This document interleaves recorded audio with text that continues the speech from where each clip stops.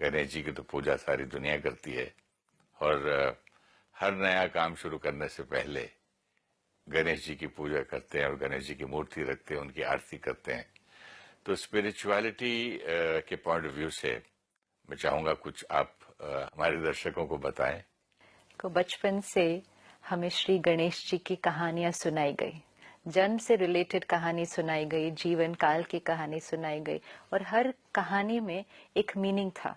लेकिन कई बार क्या होता है कि सुनते सुनते सुनते हम कहानी को तो सुन लेते हैं, कहानी को अप्रिशिएट कर लेते हैं, लेकिन उस बात के पीछे क्या मीनिंग था वो मीनिंग कई बार यूज नहीं होता। तो श्री गणेश जी की भी जन्म से कितनी सारी छोटी छोटी बातें जुड़ी हुई हैं जो हमने सुनी, सुनकर स्वीकार की, ऐसे हाँ जी कहा सुनते हुए, एक बार भी उनके ऊपर चिंतन नहीं किया कि इसका मीनिंग क्या है, क्या ये एज इट इज है या is it trying to tell us something.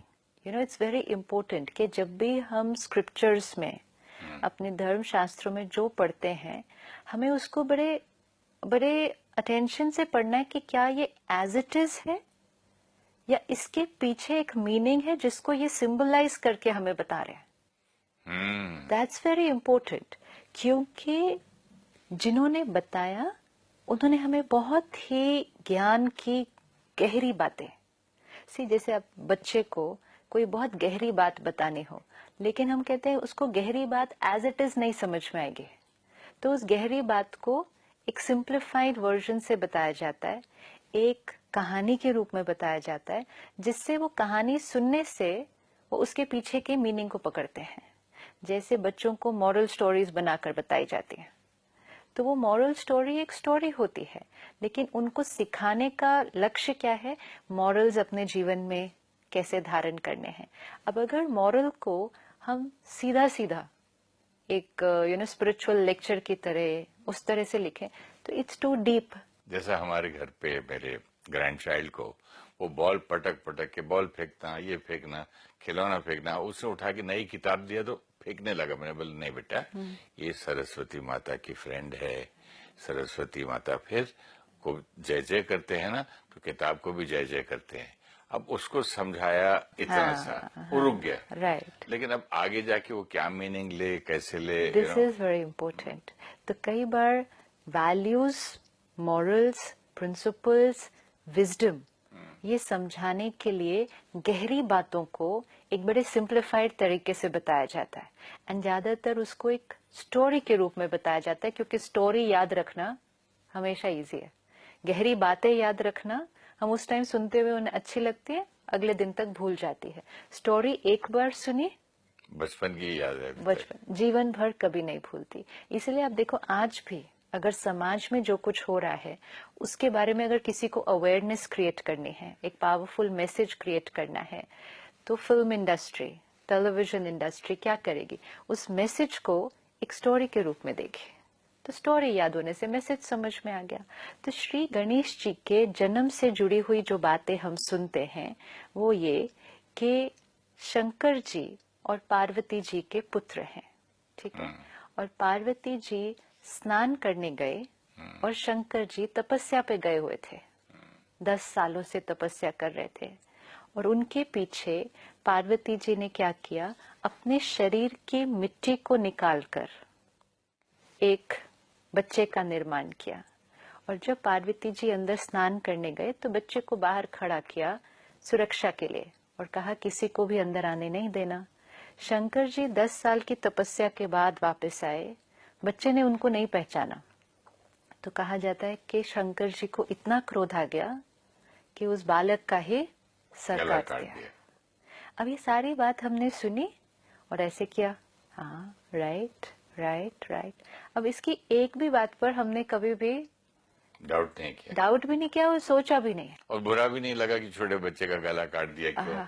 आज अगर कोई काटे, अगर कोई पता चले कि किसी ने एक बच्चे को चांटा भी मारा है जोर से, आज कहीं कितनी बार हम पढ़ते हैं न्यूज में कि किसी स्कूल में किसी बच्चे के साथ टीचर ने कुछ कर दिया या किसी पेरेंट ने बच्चे के साथ कुछ किया, तो इट्स लाइक शॉकिंग न्यूज। लेकिन ये हम हर रोज सुनते हैं। अमेरिका में तो बच्चा फोन करता है तो बाप को पुलिस उठा के ले जाती है ना, एंड यहाँ हम ये रोज सुनते हैं कि शंकर जी ने उस बालक का सर काट दिया, एंड हम बड़े प्यार से सुनते हैं। फिर सर काट दिया, फिर पता चला कि ये तो मेरा बेटा है, एंड पार्वती जी ने कहा I want my son back, मुझे अपना बच्चा वापस चाहिए। तो शंकर जी ने कहा नेक्स्ट जो यहाँ से जाएगा मैं उसका सर इसको दे दूंगा। फिर नेक्स्ट एक हाथी जा रहे हैं वहां से, तो शंकर जी ने हाथी का सर उस बच्चे पे डाल दिया और कहा इसका नाम है गणेश। अब ये पूरी कहानी सुनी, मतलब एक बार नहीं हर रोज सुनी, और हर रोज बड़े प्यार से स्वीकार की, उसके पीछे के भाव को, मीनिंग को, और जो वो ज्ञान हमें वो बात दे रही है उस मीनिंग को नहीं उठाया। सबसे पहले हम क्वेश्चन करेंगे कि किसी भी देवी के शरीर से, पार्वती जी मतलब देवी, देवी मतलब कंचन काया, किसी भी देवी के शरीर से क्या इतनी मिट्टी निकल सकती है कि एक बच्चे का निर्माण हो सके? आज हमारे शरीर से भी उतनी मिट्टी नहीं निकल सकती, पार्वती जी के शरीर से कैसे मिट्टी निकली? फिर शंकर जी तपस्या पे गए थे। अब शंकर जी देवता तपस्या पे गए, पहले तो देवता, फिर 10 साल की तपस्या, और फिर आकर इतनी सी बात पे इतना गुस्सा आ गया कि बच्चे का सर काट दिया। उस पर भी क्वेश्चन नहीं किया। फिर बच्चे का सर काट दिया, फिर रियलाइज हो अपना बच्चा है, तो क्या किया, नेक्स्ट जो जाएगा उसका सर, मतलब एक और हिंसा। तो परमात्मा आकर ये सारी बात का हमें जो उसके पीछे का जो मीनिंग है वो समझाते हैं कि पार्वती जी ने मट्टी से बच्चे का निर्माण किया, मतलब आज जो हम हैं वो हम बॉडी कॉन्शियस हैं, मैं आत्मा हूं, ये हमें कभी याद नहीं रहता।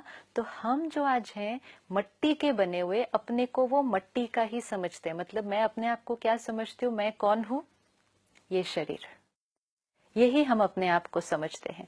जब हम बॉडी कॉन्शियसनेस में होते हैं, जब हमें निराकार परमात्मा का परिचय मिलता है, हम उसको पहचानते नहीं हैं, क्योंकि बॉडी कॉन्शियसनेस में होने से जो निराकार है, जो दिखाई नहीं देता, सुनाई नहीं देता, मिलने के लिए जन्मों जन्मों से तड़प रहे थे, सामने आ जाए तो सब पहचान नहीं सकते। तो इसी तरह वो बच्चा भी अपने पिता को पहचान नहीं पाया।